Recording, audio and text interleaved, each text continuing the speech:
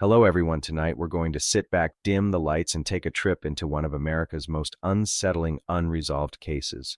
A case where a vibrant young woman simply stepped out of the frame of her own life and never returned. Jennifer Kesse's name has become shorthand for a kind of dread that anyone can feel, the dread of the ordinary turning into the unthinkable. Picture this: the Florida sun hasn't quite climbed over the horizon yet. It's late January 2006, the kind of winter morning in Orlando that feels more like spring for most of the country. Jennifer Kesse, 24 years old, is up and moving in her condo. She's the kind of person who thrives on routine, organized, polished, steady. Co-workers used to joke that she always looked boardroom ready, even on a casual Friday. That morning was no exception. She showered, dressed for work, and chatted on the phone with her boyfriend Rob Allen, who lived 3 hours away in Fort Lauderdale. They'd been on a romantic getaway just days earlier, so their talk was warm, familiar, and maybe a little sleepy. And then silence. That was the last confirmed communication anyone would ever have with her. So before you get comfortable, take a moment to like the video and subscribe if you really like what I'm doing here. And while you're at it, let me know in the comments where you live and what you do, because who knows, some of you might be closer to this story than you think. Now turn off the lights, lie back on your comfy cushions, and let's get moving tonight. Jennifer wasn't the kind of person to ignore responsibilities. That morning she had meetings scheduled at work. She was employed at Central Florida Investments, a successful timeshare company, and she'd earned a reputation for being sharp, disciplined, and well-liked. Coworkers say she was on the fast track to promotion. In fact, she had just been awarded a generous bonus, something she talked about with her family, proud of her achievements. That detail becomes important later because it reminds us she had no reason to vanish. But here's the strange detail: her routine, so fixed and predictable, also meant she was a creature of habit. Same coffee, same route to work, same calls to loved ones. Investigators and detectives are still debating whether that reliability made her easier for someone to target. Because if you know where someone will be and when the trap is simple to set, that Tuesday morning was supposed to flow just like every other drive from her condo to her office, spend the day in meetings, maybe phone her boyfriend during lunch. But she never arrived. And here's the part that rattles: the moment her coworkers realized she wasn't in, they figured she must be sick. When her parents heard, though, they knew instantly something was wrong. Jennifer didn't skip work, didn't skip calls, didn't skip life. The unease grows when we rewind to the night before. Jennifer had spoken to her family, her brother and Rob. Those conversations weren't tense or strange. They were everyday moments filled with the mundane comfort of routine. And yet buried in that ordinariness, there's a shadow. Some say she mentioned feeling uneasy about the men working in her apartment complex. Others recall her tone as perfectly fine. Which version is true? Investigators and detectives are still debating whether her final conversations carried warnings we just didn't notice. By dawn the next day, Jennifer's car was gone. She didn't show up at work. She didn't call in sick. And when her phone stopped answering, the clock began ticking on a mystery that still hasn't run out of time. Imagine her condo: that morning coffee mug rinsed in the sink towel, drying from a shower, her makeup bag where she always left it. A snapshot of normal life paused in motion. It's like someone pressed stop on the tape of her existence. And that is where our story begins, with a bright young woman whose ordinary Tuesday morning never reached lunchtime. A woman who was careful, grounded, and looking forward to her future, until it disappeared out from under her. The world around her kept moving as though nothing had changed. But for Jennifer, everything had ended in that space between goodbye on the phone and silence afterward. Jennifer's condo in Orlando looked modern, bright, and comfortable on the outside, but for her family there was always something uneasy about the place.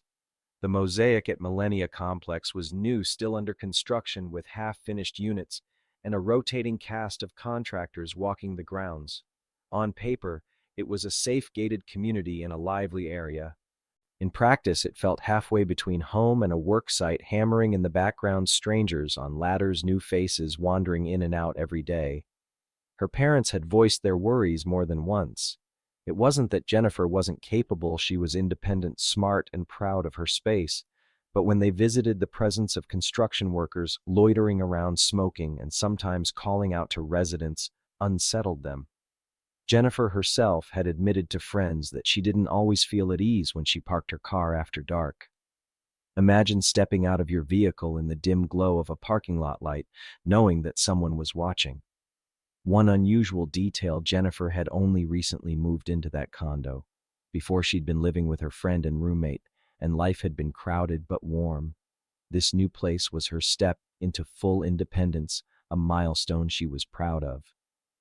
Yet with independence came isolation. And that meant if something went wrong, nobody would notice right away. The timeline becomes sharper here. On the evening of January 23rd, the night before she disappeared, Jennifer returned home from work. She chatted with her boyfriend Rob until nearly 10 p.m. That conversation was normal, maybe with a touch of irritation because of a minor disagreement. They were long distance, and distance breeds small frustrations. But there was nothing in her voice to suggest fear or despair. Then she went to bed. Morning arrived, and as far as anyone knows, she went through her usual routine: shower, hair, makeup, dressing sharply in her office attire. Neighbors reported nothing unusual. No screams, no banging doors. Just another morning in a complex full of strangers and the sound of construction. But here's the mystery that chills: the condo itself was locked when her family later arrived. Her purse, phone, charger, makeup, keys, all accounted for. Shoes lined neatly where they belonged. It looked exactly like Jennifer had left for work as usual. Yet her car wasn't there. It's a frozen image, an apartment that whispers normalcy, and an absence that screams danger. Investigators and detectives are still debating whether someone had been watching Jennifer's patterns at the mosaic. She left around the same time every morning. The gates to the complex were unreliable, sometimes broken. The construction workers were transient, and police later admitted it was nearly impossible to track them all down after the fact. If someone wanted to wait for Jennifer to step outside her door, it wouldn't take long to learn her habits. For her parents, walking into that condo was like stepping into a ghost story. Everything smelled like her perfume, everything sat exactly in place, but the silence was crushing. It was her space, but without her presence, it felt wrong. Strange detail. When investigators checked, they found her cell phone missing. But oddly, her cell phone charger was left plugged into the wall. That suggested she'd left quickly without planning to be gone long. And yet if she intended just to go to work, why wasn't her car in its assigned spot? In later interviews, her father, Drew Kesse, recalled that Jennifer had voiced concerns about being harassed at the condo. She had brushed them off at the time, but now those words burned like neon signs in hindsight. The mosaic complex became the silent backdrop of this story, the walls that saw everything but spoke nothing. Its walkways, its shadows, its unfinished units, they may have hidden the truth about what happened to Jennifer in those crucial moments. What we know is this: she went to bed safe in her home. She woke up and prepared for her day. She locked the door, she walked out, and she never came back. The final phone calls are the part of Jennifer's story that feel almost too ordinary to be real, as if they belong in a romantic drama instead of a tragedy. On the night of January 23, 2006, Jennifer and her boyfriend Rob Allen spoke around 10 p.m. They had just returned from a weekend getaway in St. Croix, a vacation meant to recharge and strengthen their long-distance relationship. Rob lived 3 hours away in Fort Lauderdale, so phone calls were the glue that kept them close. That night, their talk was typical couple chatter, funny, light, but with a hint of frustration. Rob later admitted they had a minor disagreement, something silly, nothing that couldn't be patched up with a smile. He went to bed thinking they'd reconnect in the morning like they always did. Jennifer, disciplined as ever, planned her next day. Morning came, and she was awake early. Around 6:15 a.m., she phoned Rob as he drove to work. Their conversation was brief but sweet. She told him she loved him and that she'd call him later. That later never came. For Rob, that was the moment the world split into before and after. The detail that still clings is this: her phone records show no calls after she hung up with him. No emergency dial, no accidental pocket call, no frantic attempt for help. Just silence. Investigators and detectives are still debating whether her phone was shut off deliberately by someone else, or whether Jennifer never got the chance to make another call at all. Her co-workers grew concerned when she didn't arrive at the office. Jennifer was not the kind of employee to miss a day without calling. She had meetings, scheduled deadlines to meet, and a work ethic that kept her punctual. By late morning, her manager called her family. By afternoon, her parents knew something was off. The missing call to work was the first alarm bell. This was a young woman who followed rules. Even if she was running late, she'd phone someone. The absence of that simple act spoke volumes. There's a haunting twist buried here. Jennifer was known for keeping close contact with her circle. Parents, brother, friends, boyfriend, her phone was rarely out of reach. The fact that all those lifelines went dead at once is why her family moved so fast. They didn't wait days to report her missing. They acted immediately. Unusual detail. In the hours after she vanished, both her phone and purse disappeared with her, but her work computer at the condo showed activity the night before. She had logged in to check emails and possibly print documents. That suggested nothing was out of the ordinary. The digital record just stopped cold. By evening, when her calls went straight to voicemail, Rob drove to Orlando. Her parents, Drew and Joyce, jumped in their car as well. They knew Jennifer's patterns too well to believe she'd simply gone off the grid. Imagine that silence. A phone you expect to vibrate in your hand, but instead it stays dark. A voice you've heard every day suddenly gone. That gap between expectation and reality is the kind of void that swallows entire families whole. And here's where we begin to feel the tension coil tighter. If Jennifer wasn't making calls, and nobody was calling from her phone, where was it? Who held it? Was it tucked into her bag, lifeless, or in the hands of someone who wanted her gone? The missing call wasn't just absence, it was the presence of something sinister. On Tuesday, January 24th, 2006, the day Jennifer failed to show up at work, the clock of panic began ticking. For most young adults, a missed day at the office might mean nothing. Maybe a cold, maybe car trouble, maybe just a bad morning. But for Jennifer Kesse, absence meant alarm. She wasn't flaky. She wasn't careless. She wasn't the type to roll over and hit snooze, ignoring responsibility. When the receptionist at Central Florida Investments noticed Jennifer hadn't arrived, she passed it off as lateness at first. But then the hours ticked on and her desk remained empty.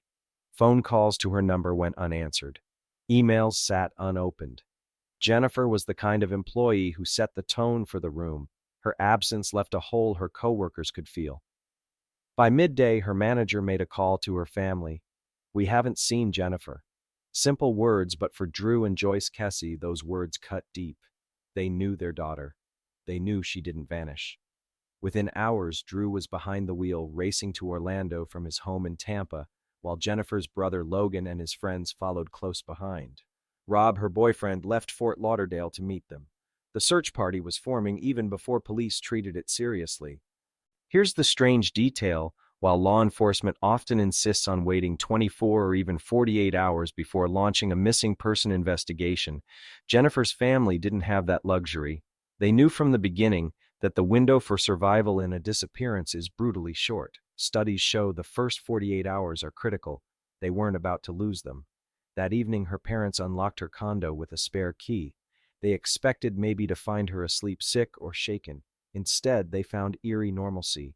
Clothes neatly laid out, wet towel from a morning shower, makeup scattered just so, her cell phone missing, her purse gone, but her shoes and luggage in place. The scene looked as if she'd left for work. The only problem was she never got there. Investigators and detectives are still debating whether the abduction happened inside the complex or after she left.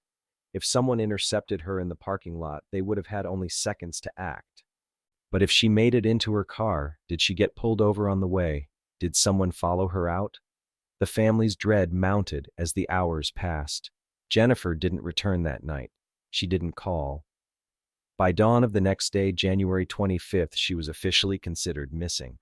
Flyers with her photo, long brown hair, wide smile, were printed by the hundreds.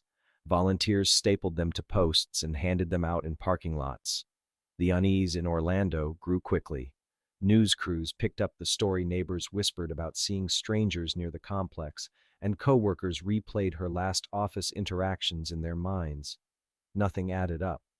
But one fact was unavoidable: Jennifer Kesse had not just missed work. She had vanished.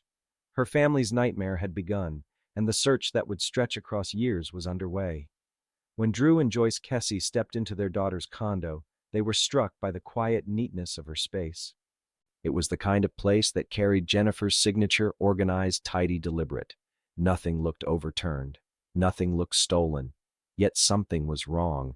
It was an apartment that looked lived in but abandoned mid-breath, like someone had pressed pause on her life and walked away with the remote. The door had been locked. That small detail weighed heavily. If Jennifer left in a hurry, would she have locked it behind her? If someone forced her out, how did the lock end up engaged? Investigators and detectives are still debating whether the locked door meant Jennifer left willingly or if her abductor staged the scene to look ordinary. Inside, her parents cataloged every unsettling clue. A damp towel hung in the bathroom, evidence she had showered that morning. A set of work clothes lay neatly folded, chosen for the day ahead. Her favorite shoes, the ones she wore almost daily to the office, were gone from the closet. These were not the actions of a woman planning to vanish from her life. These were the steps of someone preparing for a perfectly normal Tuesday. But then came the absence. Her cell phone was missing, along with her purse and keys. Her iPod, however, sat on the dresser. Her jewelry remained untouched. Most telling of all, her luggage, still unpacked from the recent vacation with Rob, sat in the corner. For a young professional who prided herself on staying ahead of chores, that unfinished suitcase was unusual, but maybe it simply meant she'd been too tired after the trip to deal with it yet. Her family combed through her bedroom, her kitchen, her office nook. Nothing screamed foul play, but nothing offered comfort either. The strangest discovery was the makeup and hair tools she'd left behind. Jennifer never walked out the door without her routine polished. It was as if she'd gotten ready, picked up her purse, and walked out with every intention of returning that evening. Only she didn't.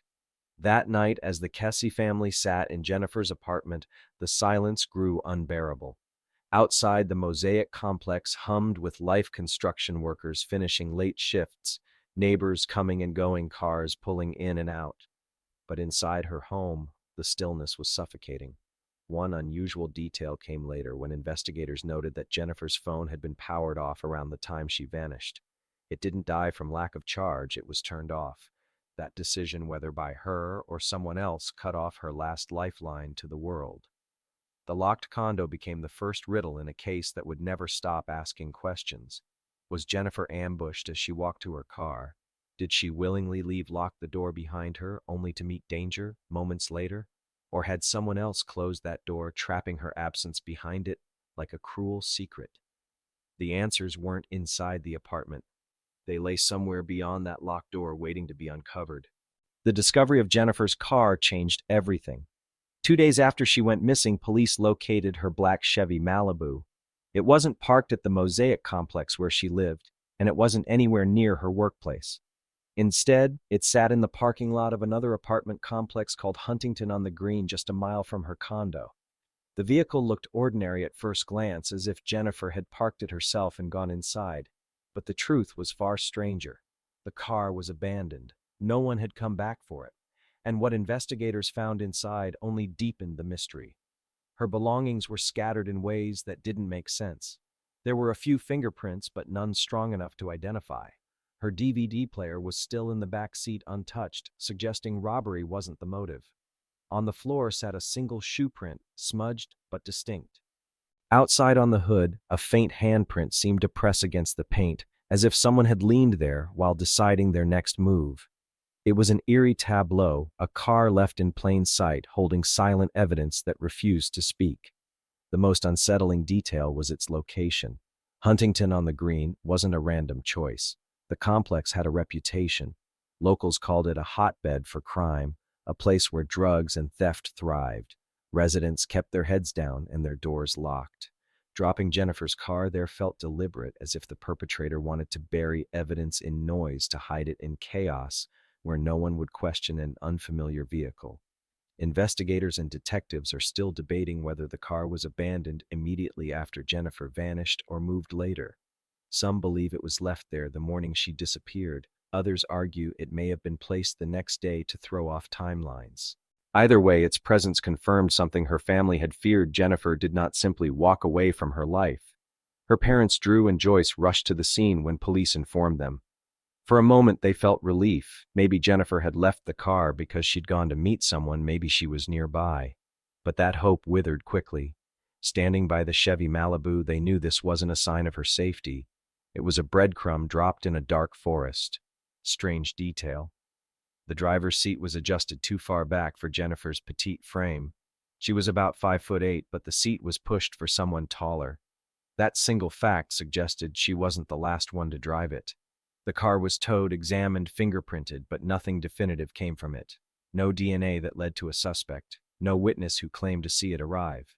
The vehicle simply became another silent witness to her vanishing. For the Kesse family, the discovery of the Malibu was both blessing and curse. It confirmed foul play. It narrowed the map.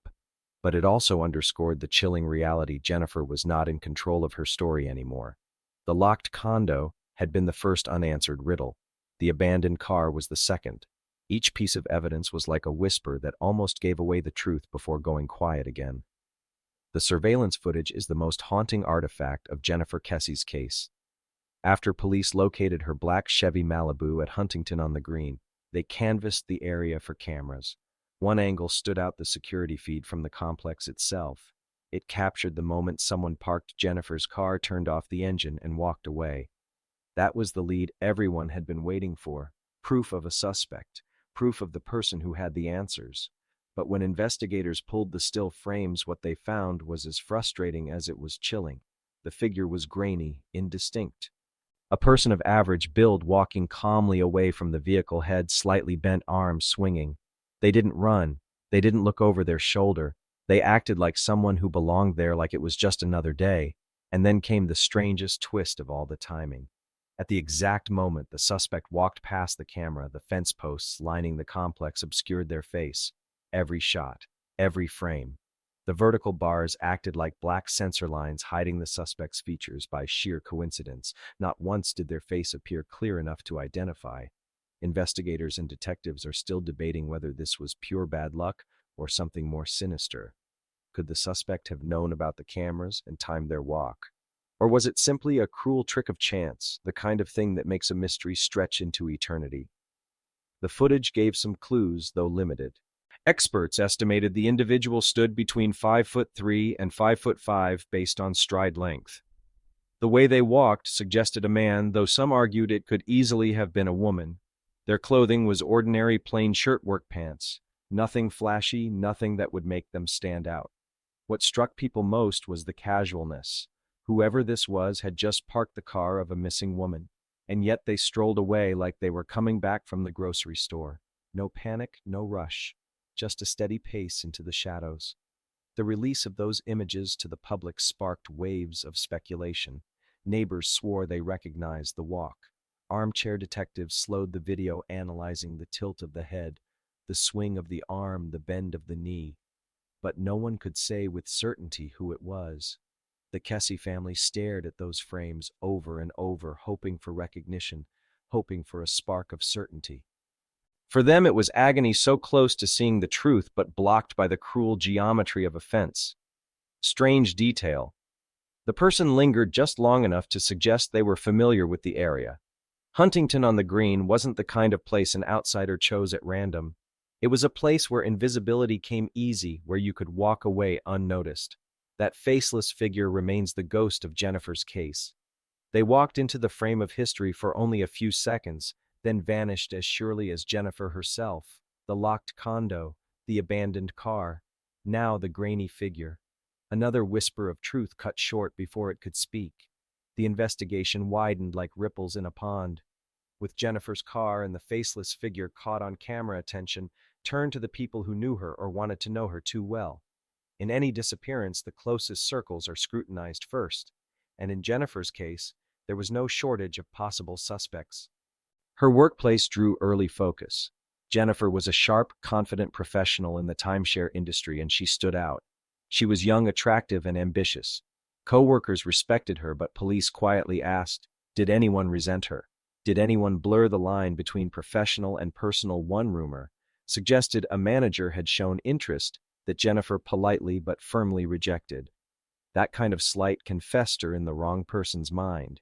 Investigators and detectives are still debating whether her career environment was more dangerous than it appeared. Then came the contractors.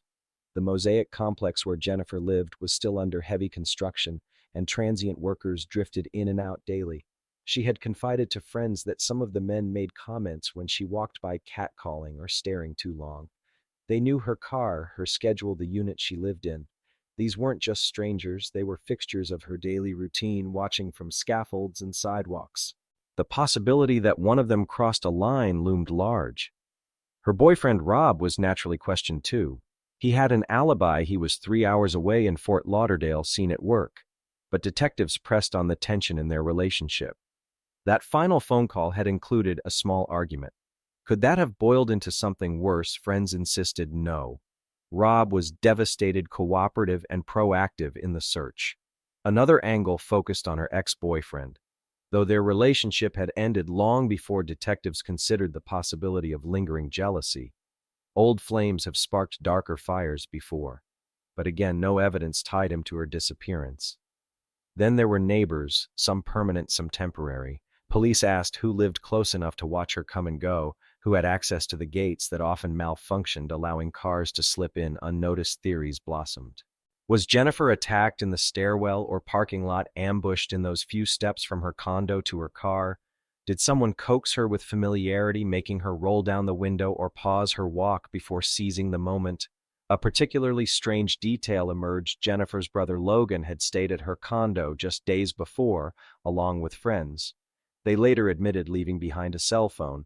Detectives considered whether that object, innocent on the surface, might have ended up in the wrong hands.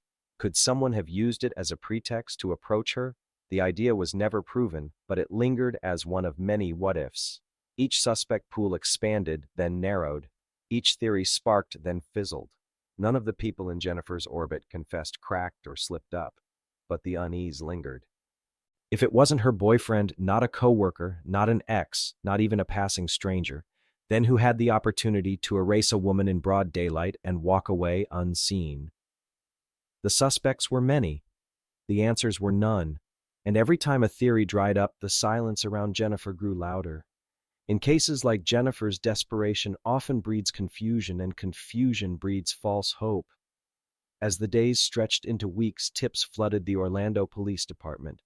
Every new call carried the possibility of a breakthrough or the cruelty of another dead end. The earliest false leads came from supposed sightings. A woman thought she spotted Jennifer at a gas station alone, pumping fuel, looking anxious. Another claimed she'd seen her at a shopping mall, wandering as if disoriented. Investigators rushed to follow up, but surveillance footage always betrayed the truth. The women in those reports were strangers, not Jennifer. Each time the family's hopes rose, they were dashed again. Then came the hoaxes. People pretending to know what happened, phoning in claims of ransom or secret knowledge. One man insisted Jennifer was being held captive in a local house. Detectives raided the address. It was nothing. Another anonymous call suggested she had run off voluntarily, sick of her routine, and had started a new life under a different name. To Jennifer's family, that idea was laughable. She had just returned from a vacation, had a secure career, had a boyfriend she adored. She wasn't running from her life, someone had stolen it. Here's the strange detail in the flood of useless tips. One stood out as potentially credible. A caller said they'd seen a woman matching Jennifer's description being forced into a van near her complex early in the morning. She vanished.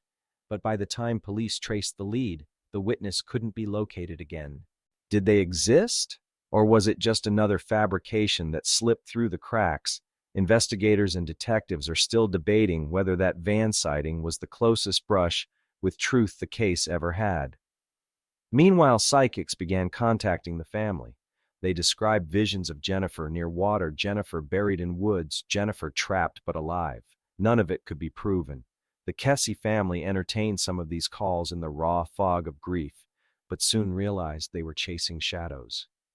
The most painful false lead came from an anonymous letter mailed directly to the Kesses. It claimed Jennifer was the victim of human trafficking, taken to another country through Florida's ports. The language was specific, cruelly convincing, but investigators found no evidence to support it. Still, the possibility of Jennifer being alive, suffering somewhere, gnawed at her parents' hearts. Every false lead drained resources, time, and emotional strength. The public began to grow numb. Another missing person, another poster fading in the sun, another name whispered on the news before being replaced by tomorrow's tragedy. But for the Kesses, each tip was life or death. They couldn't ignore any of them. They drove miles to follow rumors, called back strangers, opened their door to anyone who said they knew something.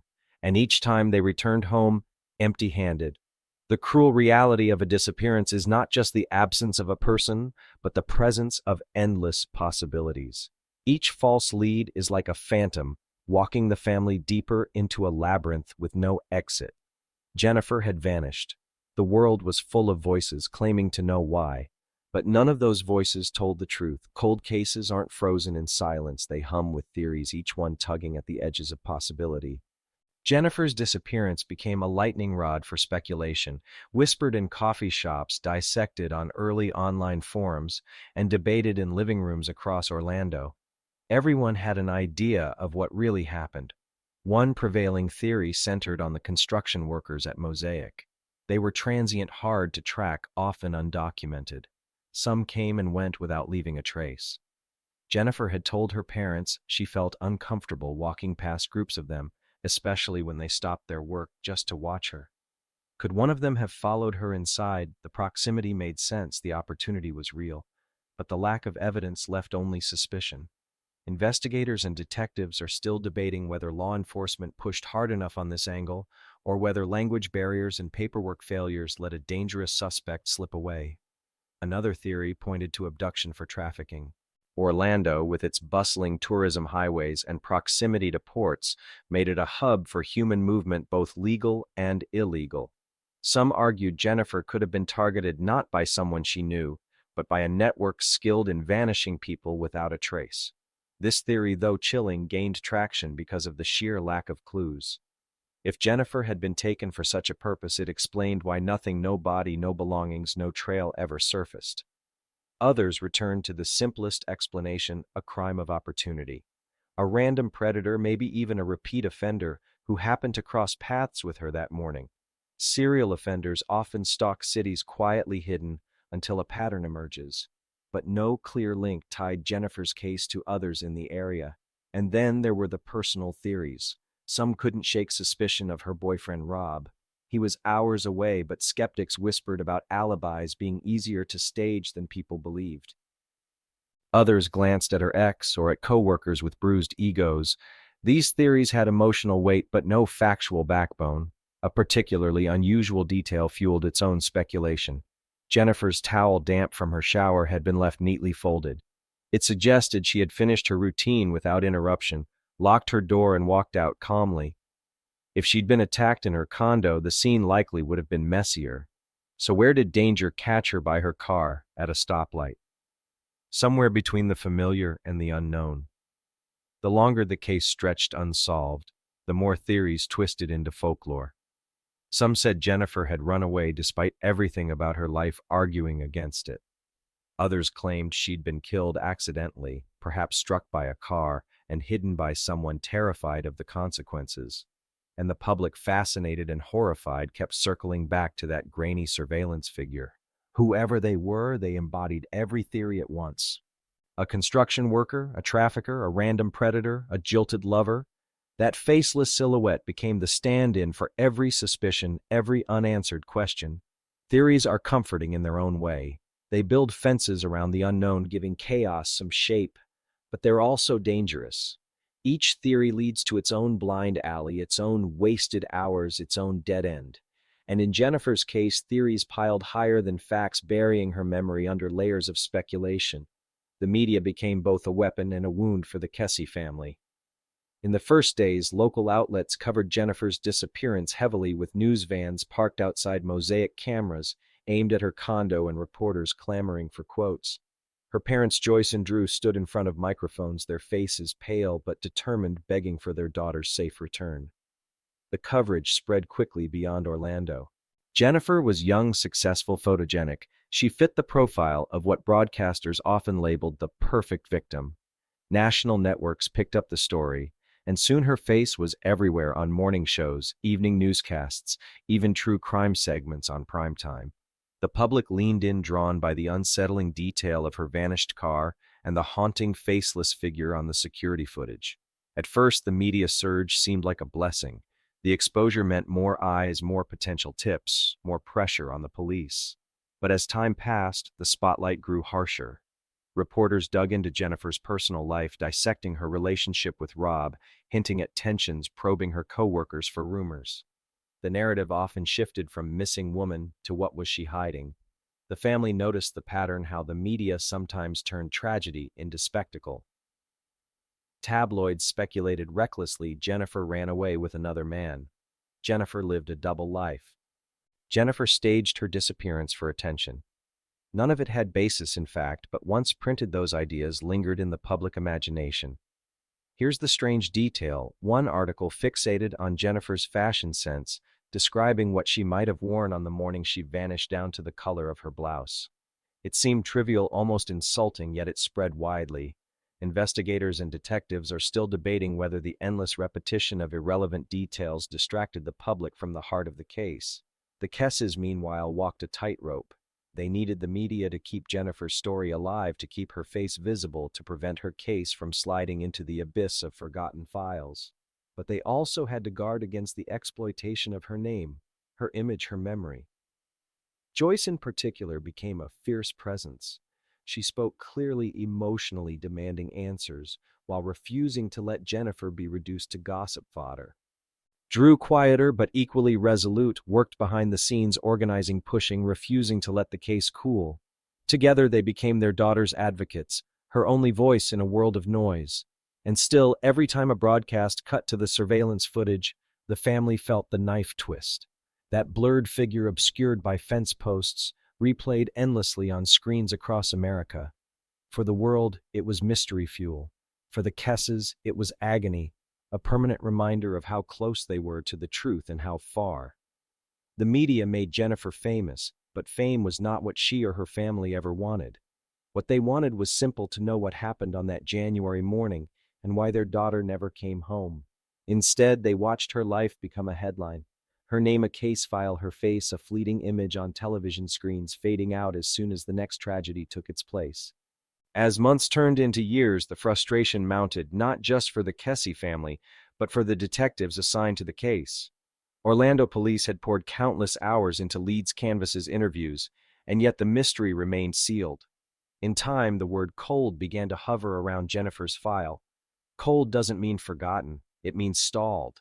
Evidence sits in boxes, tips grow dusty, and detectives shuffle to new assignments. But for families, cold feels like betrayal. For Joyce and Drew, every passing season was a reminder that the system had failed to protect their daughter, or even to explain her fate. The years brought strange, unexpected developments. One detective quietly admitted the case file had ballooned to thousands of pages, but most of it was redundant clippings, unverified tips, repeats of already known details. The sheer weight of the file made it harder, not easier, to see clearly. In 2010, nearly 4 years after Jennifer vanished, police released new angles of the car park footage, hoping fresh eyes might notice something overlooked. The results were disappointing. Armchair sleuths pored over the frames again, speculating endlessly about gender clothing, even the angle of the suspect's wristwatch. But no smoking gun emerged. The Kesses, unwilling to let their daughter's memory fade, pushed for outside help. They reached out to private investigators, each time paying out of pocket, each time hoping for a miracle. Some of those PIs unearthed intriguing details, like the possibility that maintenance staff or contractors at Mosaic had access to master keys. Others argued Jennifer had likely been taken within minutes of leaving her condo, meaning the timeline was impossibly tight for any random outsider. But none of these theories crossed into provable fact. A particularly unusual detail surfaced when one investigator suggested Jennifer may have been abducted not in her parking lot, but while waiting at a red light. The theory hinged on the eerie idea that she was grabbed mid-drive, forced into another vehicle, her car later abandoned at Huntington. Investigators and detectives are still debating whether that theory makes sense logistically, but it underscored the endless avenues of speculation. By the mid-2010s, true crime communities online had latched onto Jennifer's case. Forums buzzed with long threads dissecting every public document. Amateur cartographers mapped possible abduction routes. Psych profiles of the suspect were drafted by people with no credentials but plenty of conviction. The case became a sort of grim puzzle for strangers across the internet to solve. And yet, through all the noise, one thing stayed the same. No one really knew what happened. Jennifer's smile still beamed from missing posters. Her parents still held vigils, still begged for attention, still refused to let her story be shelved. Strange as it sounds, the endurance of the case gave it a second life. Cold, yes, but never gone. Jennifer's name lingered, whispered, kept alive by both grief and curiosity. But for her family, the passage of time didn't bring healing. It brought sharper pain. They were aging, their lives shrinking, while the void of Jennifer's absence stayed as wide as ever. Each year they wondered, would this be the year we finally know? Or another year of silence? By 2018, frustration had hardened into resolve. The Kesse family had waited 12 years for answers, and patience was no longer an option. They made a bold move. They sued the Orlando Police Department for access to Jennifer's case files. It was unprecedented. Families of missing persons often work alongside police, but rarely against them. The lawsuit accused OPD of negligence, of keeping Jennifer's investigation locked away, of failing to pursue critical leads. It was a risky gamble, but one born of desperation. The court battle dragged on, but eventually the Kesses won partial access. Thousands of pages of documents were handed over, and for the first time in over a decade, Jennifer's parents felt they had some control. They immediately hired a team of private investigators to comb through the evidence. The files revealed both familiar details and troubling omissions. Some witness statements had been overlooked. Some leads had been logged but never followed. There were reports of suspicious men hanging around Mosaic in the weeks before Jennifer vanished, men who were never properly identified. There were notes about construction crews, maintenance staff, and the lack of reliable employment records. All of it pointed to gaps in the original investigation. Here's the strange detail: buried in those files was mention of a worker at the complex who had abruptly disappeared after Jennifer's disappearance. He was never located for questioning. Whether that was coincidence or something darker remains unresolved. Investigators and detectives are still debating whether the original team simply lacked resources or whether they mishandled the case entirely. The lawsuit also uncovered uncomfortable truths about the system itself. Evidence storage was incomplete. Some items had degraded over time. Key interviews hadn't been recorded, only summarized. It painted a picture of an investigation that had slipped through the cracks, not because Jennifer's case didn't matter, but because missing adult cases often fall into a gray zone. Adults, after all, have the legal right to disappear, unless you can prove otherwise. For Joyce and Drew, these revelations were salt in the wound, but they also gave the family new momentum. They launched a foundation in Jennifer's name, raising awareness not just for her case, but for other families caught in the purgatory of the missing. Media coverage reignited. Documentaries, podcasts, and talk shows once again put Jennifer's story in front of national audiences. Her parents became veterans of the spotlight, calm, practiced, but always raw with grief. They told Jennifer's story again and again, not because they wanted to, but because silence was unthinkable. The lawsuit didn't solve Jennifer's case, but it cracked open the door. It reminded the world that her name mattered, that her absence wasn't just another unsolved line in a dusty file. And for the Kesses, it was proof of what they'd always known: if you want answers, sometimes you have to fight the very system that promised to protect you. The release of Jennifer's case files gave the family new ground to stand on, but it also opened a labyrinth of possibilities. With thousands of pages spread across their dining room table, the Kesses and their hired investigators began to trace patterns. Some details leapt out. Phone records showed Jennifer had received several unknown calls in the weeks before her disappearance, numbers that were either disconnected or never traced properly. Were they harmless spam calls or someone watching her, testing her boundaries? Investigators and detectives are still debating whether those gaps represented missed opportunities or red herrings. Other details were more unsettling. Multiple residents at Mosaic reported seeing men loitering near Jennifer's unit, men who didn't seem to belong. One woman remembered hearing arguments in the parking lot late at night, but she couldn't describe the voices clearly. Still, the timing was close enough to Jennifer's disappearance that it stuck out. The private investigators also scrutinized Huntington on the Green, the site where Jennifer's car was left. That complex had its own reputation: crime-ridden, poorly maintained, and often a haven for people who wanted to disappear. Why there? Why not leave the car in a random shopping center or abandoned lot? The choice seemed intentional, as if the suspect wanted to place Jennifer's car in a location that fit chaos, not clarity. Here's the strange detail. One resident of Huntington reported that the morning the car appeared, a maintenance worker walked unusually close to it, circled once, then left quickly. His name was logged but never followed up on. The lead went cold, but the odd behavior haunted those reviewing the file. Meanwhile, forensic advances offered faint hope. New technology could sometimes pull touch DNA from older evidence, but in Jennifer's case, items had been mishandled or degraded. A swab from her car produced inconclusive results. Fingerprints lifted from her condo were either partial or too common to trace. Each attempt ended in frustration. Theories grew darker as years wore on. Some investigators leaned heavily toward abduction by a stranger in the narrow window between her locking her condo door and starting her car. Others insisted it was someone she knew, someone who used trust to disarm her. A chilling suggestion emerged that Jennifer might never have left Mosaic at all, that she was taken inside the very complex she called home. The internet communities latched onto these revelations, spinning their own narratives. Some mapped out escape routes through the construction zones. Others proposed Jennifer was attacked while checking her mail, or that she was tricked into opening her car door.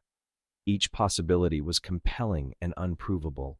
For the Kesses, sifting through the files was equal parts torture and determination. Every page brought a new pang of what-ifs. Every overlooked note was a reminder that somewhere in all that paper might lie the sliver of truth that could bring Jennifer home. And yet, despite the new energy, despite the spotlight's return, Jennifer remained where she had been since 2006, gone without a trace. The story of Jennifer Kesse is not just about one woman's disappearance. It is about the long shadow a single moment can cast across decades. By the late 2010s and into the 2020s, Jennifer's name had become part of the vocabulary of American true crime. Her case was mentioned alongside others that defined the word unsolved. Yet for her family, this was no legend, it was their everyday life. Joyce and Drew Kesse never stopped searching. They turned anniversaries of Jennifer's disappearance into public reminders, holding vigils, interviews, and fundraisers. Each January, they stood before cameras, their voices trembling but firm, reminding the world that their daughter was not forgotten. They became unwillingly symbols of persistence in the face of silence. The case also became a cautionary tale for law enforcement.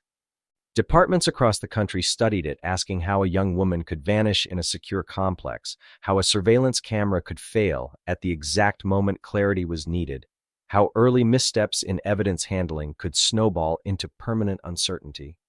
Investigators and detectives are still debating whether Jennifer's disappearance was solvable in those first critical 48 hours, and whether by the time momentum slowed, the truth had already slipped away forever. Theories continued to circulate, evolving as the years passed. Some leaned heavily toward the construction worker angle, pointing to the workers who knew her schedule, who watched her daily, and who vanished from the job site after her disappearance. Others stuck with the theory of a random abductor, someone who happened to cross paths with Jennifer at exactly the wrong moment.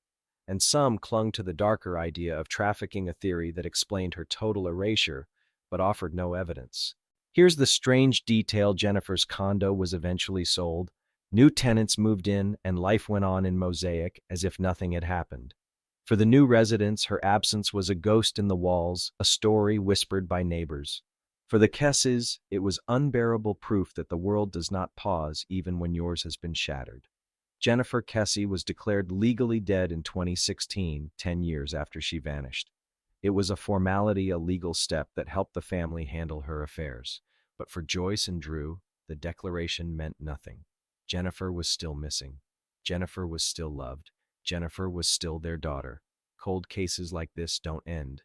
They settle into a rhythm of waiting, waiting for a new witness to come forward, waiting for technology to advance just enough to extract new DNA, waiting for someone's conscience to break. The Kesse family is still waiting, and maybe one day an answer will come. Maybe the faceless figure in that surveillance footage will finally have a name. Maybe the silence that swallowed Jennifer will echo back the truth. Until then, her case remains a haunting reminder that disappearance is not just the absence of a person, it is the presence of endless questions. And so the story of Jennifer Kesse drifts into the quiet places of our minds, unresolved but unforgettable. She left her condo one ordinary morning in January 2006, and she never came back. No crime scene, no confession, no closure. Just a life interrupted, and a family left behind to pick up fragments that never quite fit together. When we look back on her story, what lingers most isn't the evidence, it's the absence. A locked condo, a car left behind, a figure whose face we can't see. Those fragments haunt us because they are so ordinary. They remind us that disappearance doesn't always announce itself with violence or chaos. Sometimes it slips quietly into the margins, leaving only silence in its wake. Theories will continue. Some will argue Jennifer fell victim to someone she trusted. Others will insist it was a stranger's crime of opportunity. Still others whisper about darker networks, trafficking, and organized abduction. But until the truth surfaces, those theories are only shadows on the wall. Jennifer's case is a story about uncertainty, about the way time can stretch grief into something almost unbearable, about parents who refuse to stop searching even when the world moves on. Tonight, as you turn out the lights, maybe think of Jennifer not just as a missing person, not just as a headline, but as a 24-year-old woman who wanted to go to work to come home to live her life. And maybe if we keep her story alive, the silence that surrounds her will one day break. Now turn off the lights, lie back on your comfy cushions, and let the night settle around you.